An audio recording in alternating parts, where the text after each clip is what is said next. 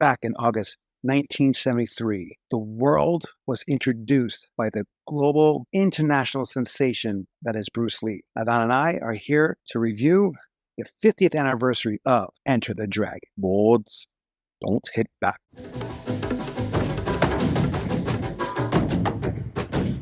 Welcome back to A Tale of Two Bros. My name is Angel. I'm Adan, where we give you a review at least once a week.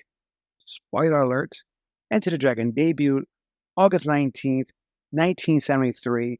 I was about a year. You were not even thought about yet. This is the month where on Fathom Events are showing, or by the time this review is done, it showed the theatrical release of Enter the Dragon. Now, I don't know which one you saw because there are two versions, the regular theatrical cut and the special edition, if you will, where there's a additional scene added where Lee's character and his master are having a conversation. No, I'm going to go with the theatrical on that. I don't remember a conversation like that. Yeah, it happens right after he fights Sammo Hyung in the beginning and before he meets Mr. Braithwaite. Okay. I used to watch this all the time. My first introduction was by Eric, actually, where I couldn't go to the theaters. I was too young to see it. Well, especially I was one on that, but then they re-released it around like 1978 in conjunction with The Game of Death, even though Bruce Lee has been dead since July of 1973. And what they did for Game of Death is they used old footage that he shot for Game of Death, but he only shot the fight scenes. They created a whole story behind that and used the action that he shot, and they got a double and to make Game of Death. Anyway, Eric, what he did, he told me the story, like he just like told me how it was, like person at a campfire telling a story, like a scary story, but that's Enter the Dragon. When I could able to see it on DVD, and I saw it multiple times, and I saw it on DVD, and then on Blu-ray, I had each time technology advanced, I got a copy of it.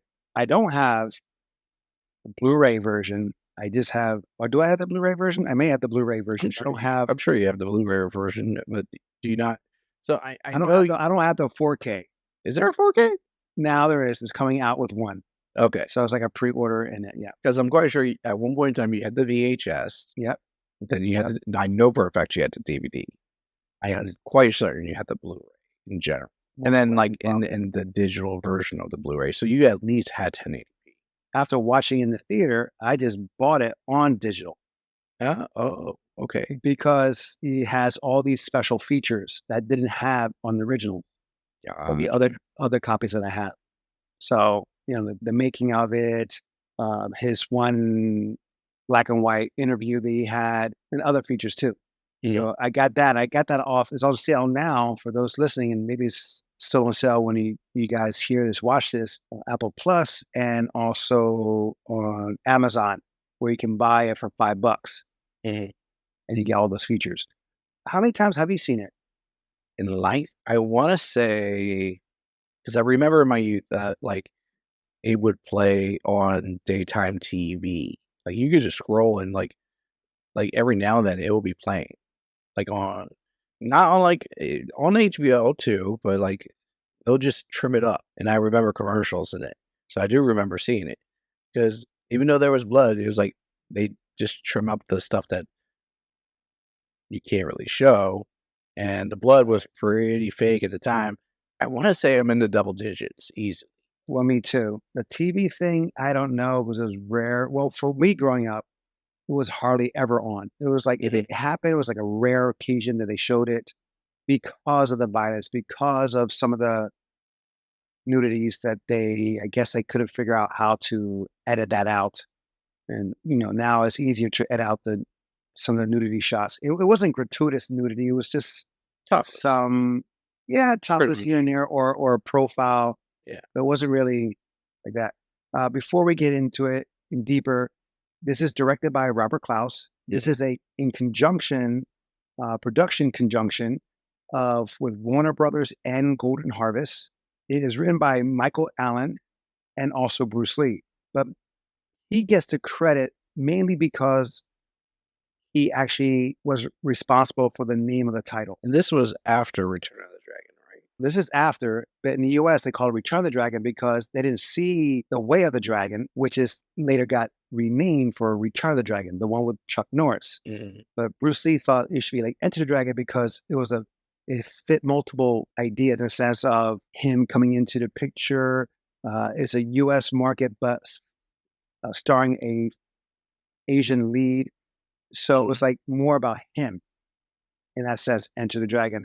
And he was born in the year of the dragon. So that kind of all wraps up in one. But you have starring here Bruce Lee, John Saxon. We know him from multiple features, especially on Nightmare on Elm Street, the first one. Jim Yeah. Kelly, a notified, recognized martial artist. In fact, a lot of these actors, unfortunately, they don't live.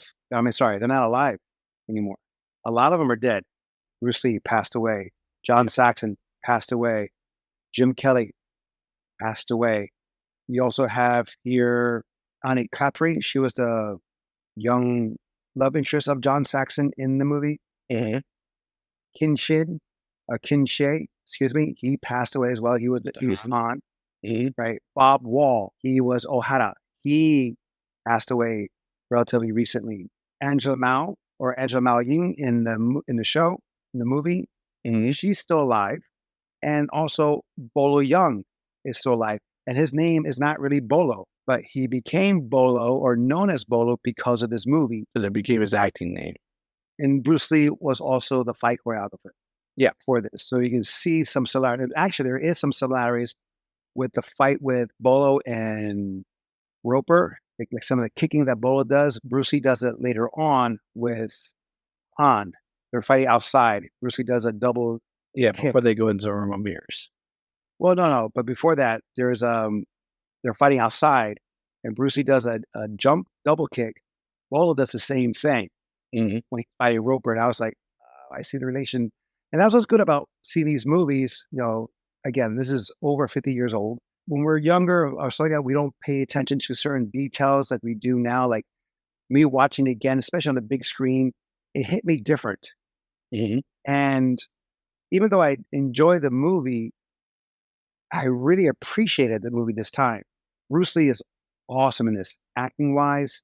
Of course, the martial arts, but some other things too. I was like, wow, it's like really smart what he chose to do. I can agree with that. Yeah, because he wasn't just a fighter. He was a smart character. He was infiltrating the area. Well, his character had multiple motives. Yes, that's true. The death of his sister, Mhm. which was caused by O'Hara and his men. You Yes. have Han, who was part of the Shaolin Temple. Mhm. So those are the two big things for him. And you have other characters too. And what's great about also Enter the Dragon, when you see it again, like you say, oh, wow, this is how the influence of other movies you have here. Yes. It influenced Mortal Kombat, the first movie, Mhm. easily because you have three characters here mainly, and you have three characters in Mortal Kombat as well in telling the story. And it is pretty much also the same how each character became about in the sense of their motivation of joining the tournament. You see how these guys, Also their Street motivation or Fighter. background. Well, yeah, with the Jean-Claude Van Damme. Thinking more like the game, but the idea of the tournament, that's the influence in there, and like they brought in Fei Long. Was it Fei Long? Yes. Yeah. Any pretty much most fighting games you can argue is influenced by Enter the Dragon. There's always like a big boss that's running an organization that's Well, what invites I'm in talking wants about, the perfect human. right. And you have here, and it says he has the perfect fighters or to head Mhm. each branch. You also have Balls of Fury, a That's comedy. clear cut off of that. Yeah, absolutely. Yes, that one. You also, Batman and Soul of the Dragon. We were just talking about that in one, not too long ago. yes, in the sense of, well, four characters instead of three on this one. Yeah. Of course, that was a big influence. The James Bond films, just like this movie, was very influenced of the James Bond Mhm. era. Oh, The Quest. There you go. And Bloodsport, Mhm. where there's a tournament that comes every so often. I even had Bolo. Well, not The Quest. No, and Bloodsport, yeah. Yeah. So, and he has to say the famous line too. Oh no, does he say it? Bricks don't hit back. Yeah, Bolo says that. On Rotten Tomatoes, you have here is scored very well, still to this day, 88% by the critics and 91% by the audience. Seeing it again, I have to agree. It was always ranked high for me as the predecessor, as the one for the modern day martial art film. It set the standard. I agree. There's a lot of I mean, things that were because we'll look at it this way. If you look at like the Shaw brother films, not just the way the story flowed, but also how the fighting was, there is a big difference between those two. Like the quality of acting, the filming, the pacing of the story, and the fighting. There are some points where like you got that pop, pop, pop motion, but then there's like where everything's just running more smoothly. right. The one that has that pop, pop, pop is with Jim Kelly and that British guy. So Absolutely. the guy's just doing like one step sparring. He just step and punch and Jim is like pop. Yes, but with Roper and Bolo, that had a more free flow fight. Mm-hmm. Roper's just throwing punches and Bolo's just like blocking real quick and as in a free flow state. Now we also have Jackie Chan's in this, one of his early works. Sammo Hung, he's in the beginning fighting Bruce Lee, Mm-hmm. and this is actually his second movie he did, or no, he did. They're both two. They did two movies. Jackie Chan was also in Chinese Connection. He was a stunt man. He was the Japanese guy who got kicked in the throat by Bruce and went flying. I thought On this was the grass. first film that he worked with Bruce. No, that was the second. This is the second one he did, and he did 3 scenes with him. He dies like 3 times, apparently. One where Bruce Lee puts him in a like a hold and breaks his neck, but you don't really see the neck break. You just hear it with Bruce physicalness. Mm-hmm. And another one where Jackie's back is towards the camera and Bruce has the bow staff and he hits across the face. As you were saying that, I was, of course, double checking some facts. And one piece of trivia, he actually hit Jackie in the face with one of the fighting sticks. That was it. The scene I just told you. Yeah. And but he also like immediately in the filming of it, he apologized to Jackie and told him, "You can work on all my films from this point on." Sadly, yeah. But Well, there's a lot of it's on record that he said that. Yeah. There's a lot of fun facts here or behind the scenes stuff that you may not be aware. I am more aware because I read the books Mm-hmm. and saw some of the videos. But like, for example, his first scene, Bruce Lee's, Mm-hmm. is actually when the girls come in, like pick one, that scene. Yeah. That's his first scene that he ever shot. Okay. Just prior to him filming this, he was felt falling ill, complaining about headaches, stuff like that, passing out, blah, Mm-hmm. blah. And mainly because he was worried because he wanted to have this film to do so well because this was his opportunity to be an international star. Yeah. So he had all this stress he was putting onto himself because he was doing well. He was a child actor in Hong Kong. He came to the United States due to the fact that his parents sent him here because they were worried that he would get killed because he was part of a gang. He was getting in fights and being in trouble with the law, even though he was like those, like those actors we have today, child actors that get in trouble. So his parents sent him to the US and, it was destined for him to star into something because he got found during a tournament by a producer. Anyway, they found him prior to that, like passed out on the floor. So for him to regain his strength, they just say, no, just don't worry about it. We'll figure out when you can start and blah, blah, blah. Here, let's do this one. You're sitting on a chair, not that much stress. And he lost about like 20 pounds. Plus also people were getting sick from the food and there's a monsoon happening as well. So it's like a lot of things that are like making it challenging for the filming to happen and for him. The Hall of Mirrors is a scene that he did not want to do. He was against it. Really? Wow. Yes. Was there a reason? He didn't think it would look right. And it was decided by Robert Klaus. Robert Klaus, the director, he thought, oh, let's do this. And the scene itself was like an 8 by 10 room. Yeah. Like with a column in the center. with glass, as mirrors as well to make an illusion. And they like had to cut holes and maybe have two cameras run where they're filming. And then you'll see that sometimes there's some shots shot upward, or like a handheld or something Yeah. there. Bruce was against it. But then after the shooting and the filming, and that was done, he stayed a couple of days later for some still photography. Mm-hmm. So there's some posters out there or pictures of Bruce posing. Okay. Afterwards. Anyway, I have a lot of favorite scenes here. One of my favorites is the scene with his sister. It was deep. It hit me differently now. And even though it was like maybe 5 minutes long, it said a lot.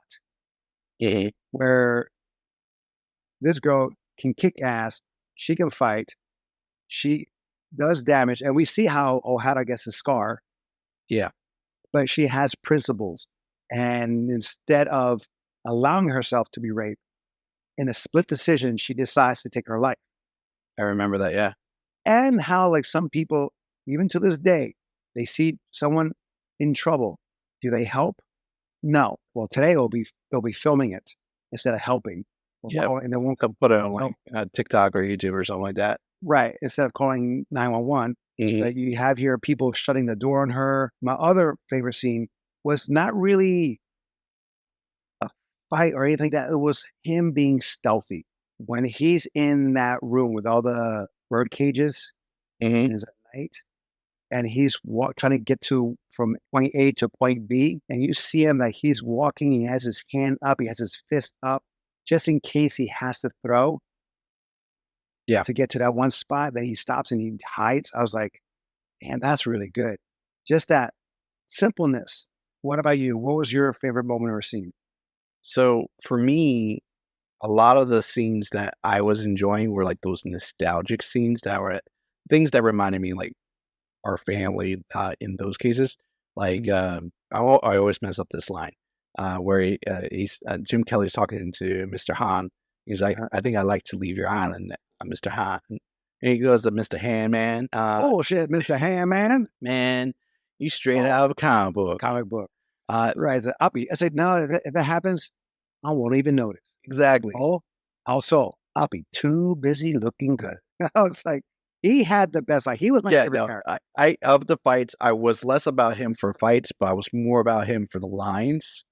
His character was awesome. Yes. His character was awesome. He was my favorite. He had the best lines. He did have great screen presence. Yeah. But yeah, his fighting in a sense with the British guy was like a little weak.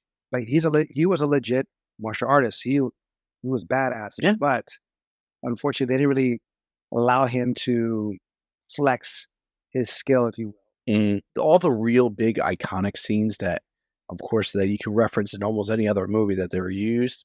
Of course, the tournament fight scenes, those are all great when he gets revenge for his sister. Because the one that hit me differently too, because it's like usually like you see it in the Chinese connection, and you see here like when he does a stomp or he's killing someone, he makes his facial expressions.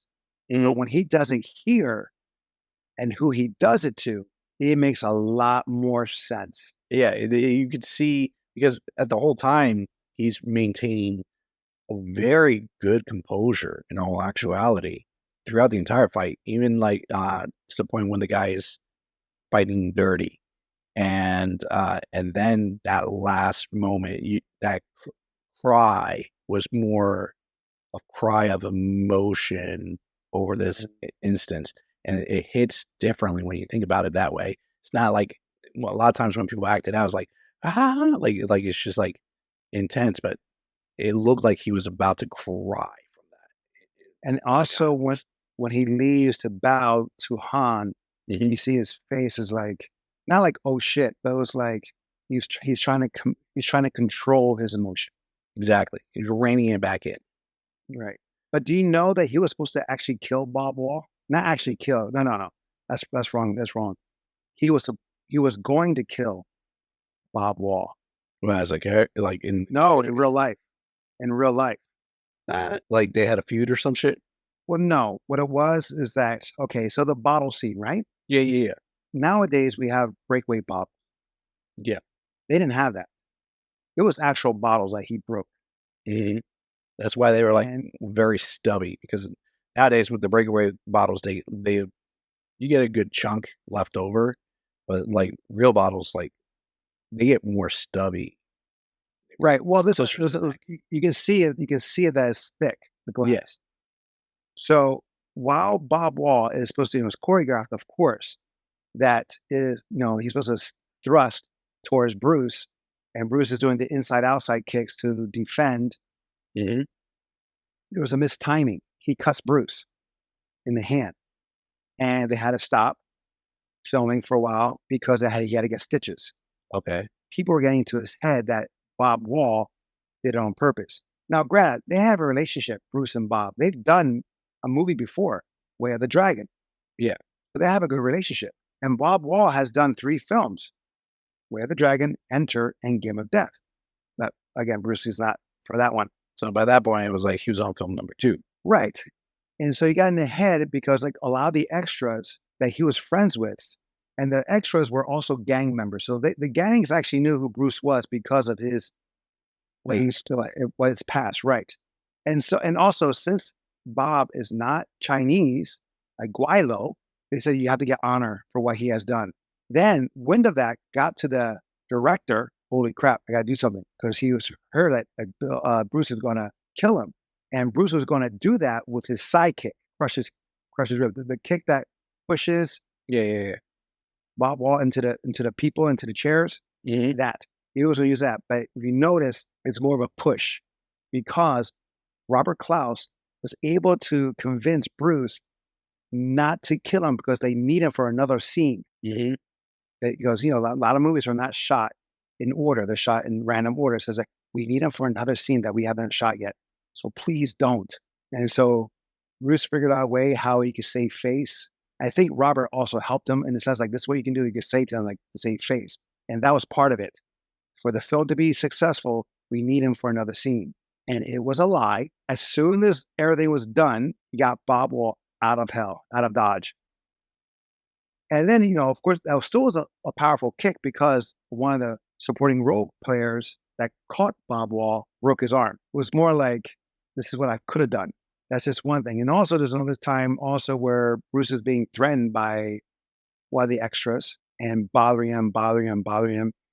And during a break, he was still talking shit about Bruce, towards Bruce, around Bruce, blah, blah, that he heard it. And even though like Bruce would eat among the extras, he would not go to like where the principal characters are eating. He will be among the extras. Yeah. So one day he says he got tired and there's like I don't know if you remember, but there's this little kind of, not cliffs, but walls with grass on top too, like separation from the depths of the ground. Mhm. Yeah. And Bruce was like, called him down and says, yeah, okay, you've been talking a lot of stuff about me.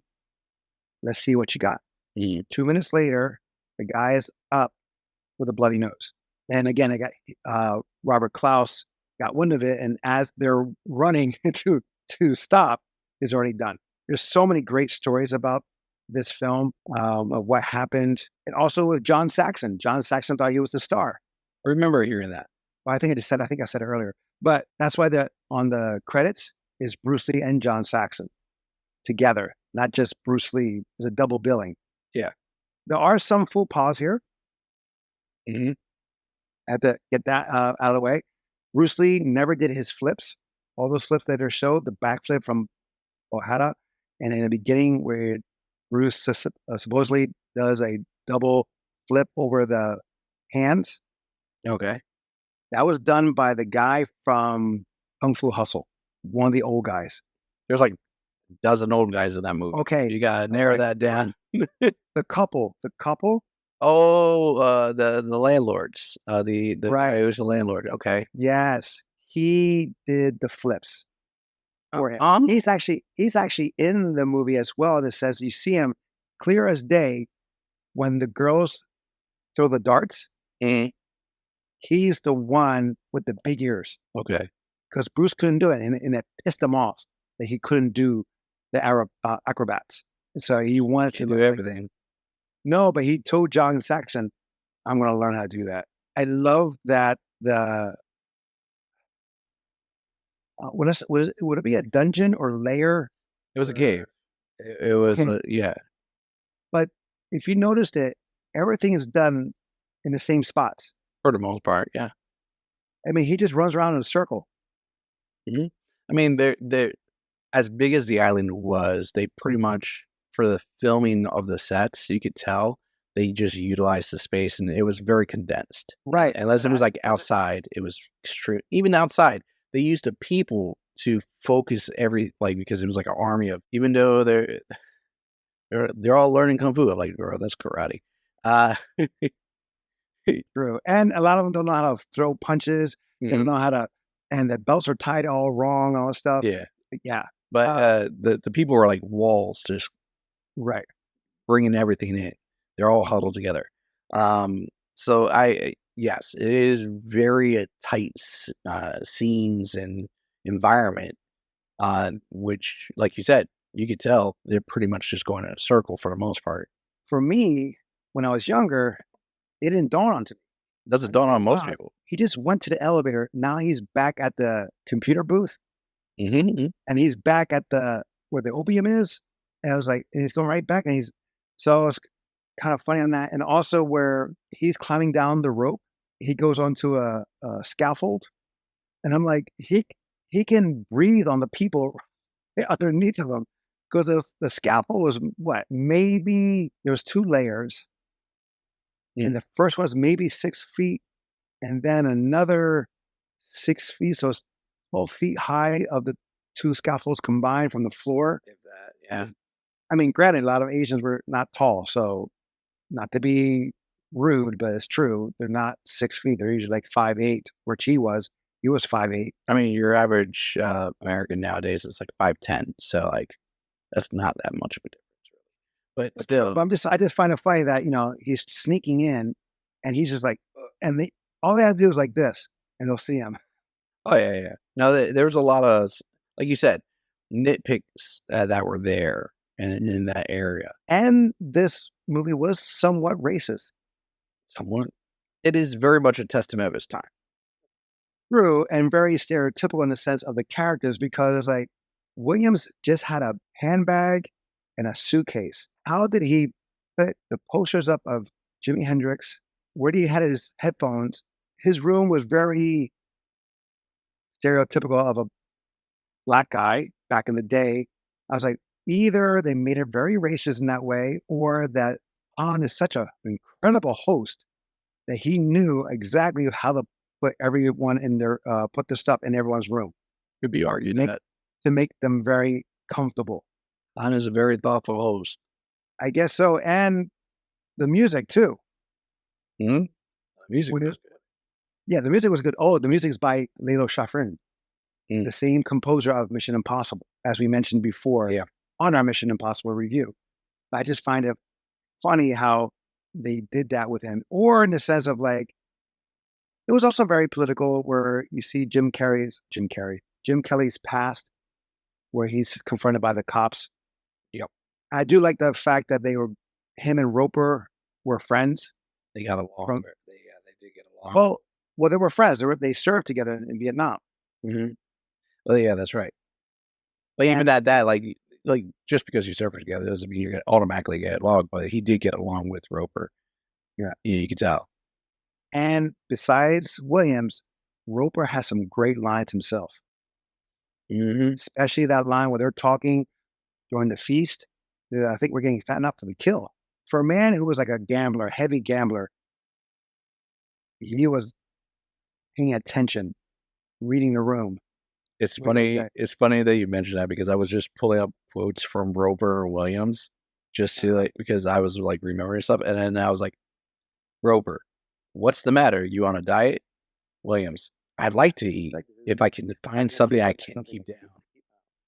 that kind of reminded me of Indiana Jones and the Temple of Doom. Yes, with like, oh, monkey brains, Right. such a delicacy. So you have Han, who played Han. Mhm. He couldn't speak English, and Yeah, have you can get the and dubbing. right. And I'm thinking it's the same guy from Gung Ho and who also did the voices for Kung Fu. Can't Mhm. remember who. Let me see real quick. Yep, I was right. K. Luke, if I'm saying it right. Mhm. Keye Luke. He did the voice for Han. Oh, wait a minute. Okay, so K. Luke, he was also the blind monk in Kung Fu.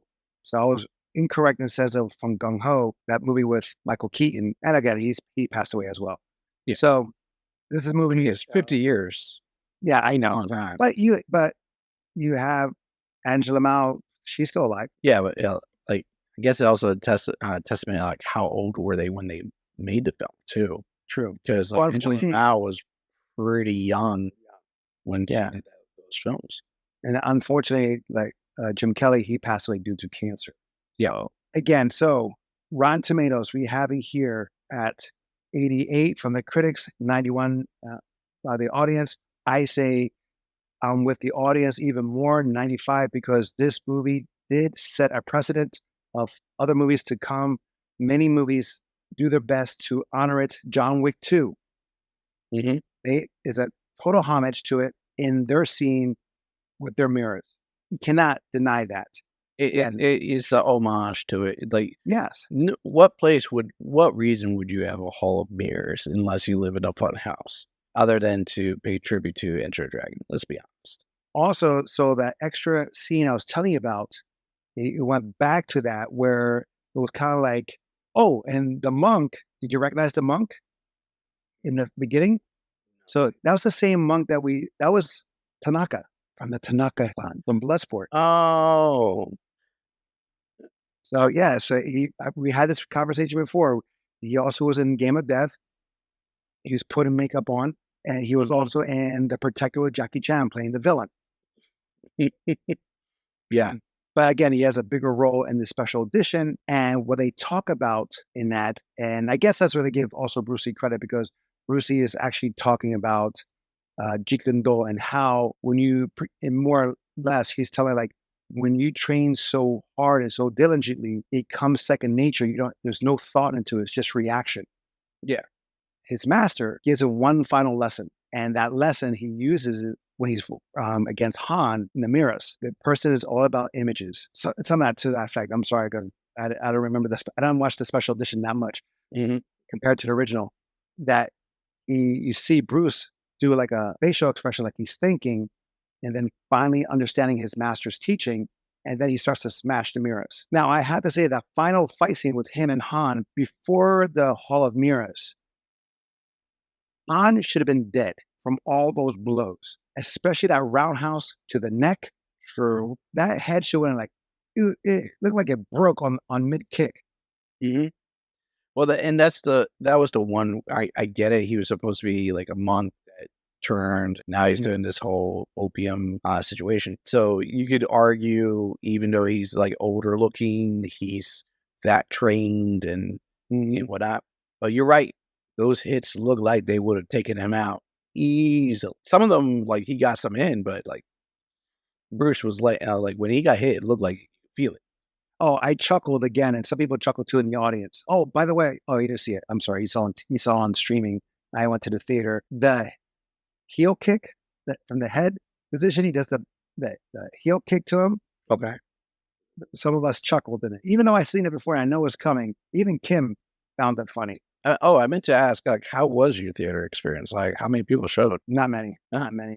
I don't think it was advertised that much either. Well, it was on Fathom events, so if you knew about it through Fathom, or if you were a steady film goer, Mhm. you would see it. Like I knew about it because of Instagram. There was a few, maybe 15 people altogether, which is fine. It was pretty much having an empty theater to yourself. It's not bad. Some of the faux pas here also, which I didn't understand or it didn't make sense for the most part, when Williams and Han are fighting, and then Williams falls into another room. The drunken girls, or that girls are high. Mhm. How come they didn't hear that before? Granted, I understand. It's just weird that that room is separated by a wall of rice paper. Maybe they're used to the grunting in the other side of the wall. I don't know. Oh, and Kim did ask me, "Can you die by getting kicked in the nuts 5 times?" I would say close to yeah. If I not, get I ass the fuck out. I wouldn't say theoretically, yes, you could because it's like it's a huge Certain shock to the system. It's a nerve like a nerve cluster there. So depending on your physique and the person on the receiving end and the force of the blows, yeah, it could cause death. But it can. I don't know. I Similar never got things have been said about like that for like other nerve clusters being hit. It's not like that palm of death move like one hit will kill you, but like no, I'll enough trauma after this would. after this, I'll look it up and I'll post it here to see if it's true or not. But I mean, it may I destroy know you might bust a ball, yeah, right, and then that in itself, actually, that probably could also be a cause. Blood flow, swelling, hernia, right. a lot of things could happen. Hmm. People have different reactions. Is this worth the watch? Yeah, Yes. I would say so. I 100% agree. This is so good. Again, for me who have seen it since the age of 12, I mean, and he now saw it. You were one. right, but I didn't see it until it came out on DVD. No, you saw it when it was before DVD, man. Oh, did I say DVD? I meant Yeah. VHS. Sorry. Sorry. I'm sorry. I was about to retcon your life right now. No, sorry. DVD wasn't there at 12. VHS, yes, I owned it. I watched it multiple times on VHS. Then I bought it. I think I still have the case somewhere, the original case somewhere. Probably I do. believe I do. You probably had the clamshell case. Yes. Yeah. Yeah, that's a And term that you young folk probably don't even know about clamshell. young folk don't even know what a freaking phone is. Oh no, well, A touch, freaking rotary phone. Don't even know we what know that is. those. Yeah. Definitely worth the watch. Definitely worth the own. Now, get on 4K, not necessarily so, but if you want to get more info on it and behind the scenes and things of that nature, definitely get it on streaming or get the DVD version. You'll get that special edition one. I'm really surprised how well it holds up in a way of good storytelling, pretty good acting, and also great martial arts sequences. You have the nunchucks, you have the staff, you have Yeah, he does cycle through the weapons. In one scene alone, he just goes Mhm. through various weapon types. and he shows also principles of martial arts or different tactics of practicing martial arts or Mhm. executing martial arts. The one with the British on the boat, he defeated the guy without throwing a single punch, putting him on a boat, tricking him that they're going to fight on a island, and he gets him on the boat, and then the guy's like all trying not to drown. Yep. Also, you have here a scene that you can say is homage in the Karate Kid, where he's bowing or he's teaching his student, never take your eyes off the opponent, even when you bow. And Miyagi says that to Daniel-san, always look high, always look high. Also in Teenage Mutant Ninja Turtles, that was also said. Say what now? Which one? The first one, first live action one, TMNT. Like when they're training, fighting with the foot soldiers, and they're training, and said not Toshin, the Ninja Vanish, Oh, Tatsu. Tatsu. They're fighting, and he's like, "Ugh, and then they bow, and he kicks the kid in the face. He goes, "Never Oh, take your yeah. eyes off the opponent." Yeah, yeah. Uh, That's right. That's right. Before I forget, you said your theater experience, but how was the resolution like? On? Did the footage look like it was like up resolution on in theater, or did it? Because like when we watch some of the older films, sometimes Like it gets Conan, right. grainy in some parts and so forth like that. Mhm. It looked grainy on the credits. Oh, the parts we don't care. Right. But here's also this movie had the fastest credit scene, end credits I think I ever witnessed. Because I think they put Maybe, most of the main names at the beginning of the film. no, but they also have the cast and all that stuff. But it was like 30 seconds long. Yeah, compared to now, it's like 5 to 20. 15 minutes of credits at the end. The thing is where when Bruce Lee sees Roper or Lee sees Roper and he does the thumbs up, flexed thumbs up, Mhm. and Roper's like, and then you see the cavalry come in late. Yep. Then Lee looks at the claw, and then the camera zooms on the claw, and then you see Lee in the background walk, and the credits go. He's like this. The end. I was like, holy crap, that's Different wow. time. Oh, but Yeah. here's another football. Sorry. Okay. Here's another football that Eric, actually, our godbrother, pointed out way back in the day, and it stuck to me, that when Mr. Braithwaite is talking to Lee and showing the films, showing the who that he's about to infiltrate and all that stuff, Mm-hmm. they obviously, or they said that they've been investigating Han for quite some time. They even have a mole in there. Yeah. Their file on this case is, Ironically, paper thin. yeah, like this. Where's the right, like that? You would think it'd be more thicker, like this notebook. If you're investigating someone for quite some time, even a week's worth, the file will be thick. Should be, if you do your job right. I just find it funny how convenient it was, or conveniently thin the file was. But yeah, but the resolution was well enough. It wasn't. It didn't. It looked dated because of the style, Mm-hmm. but it didn't. It didn't feel dated because of the quality of the film. If that makes any sense. No, I agree.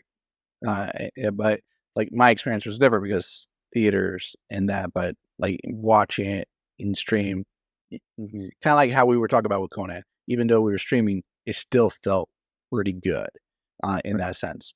The other thing I was gonna say is kind of made me bring back turtlenecks. Yo, Roper was rocking the turtleneck every chance he got. Williams too. Yeah, that's true. Williams. That's true. I was like, but they're in freaking Southeast Asia, and they're not freaking sweating. AC was good. I don't know how. Okay, so I know we already gave our thoughts, but do we go over our weakest moment before we sign off? I didn't really have one in particular weakest moment. It's pretty much just like the parts that didn't really translate well going over the age, but those were like the minor parts that we like. I wasn't a big fan of the whole.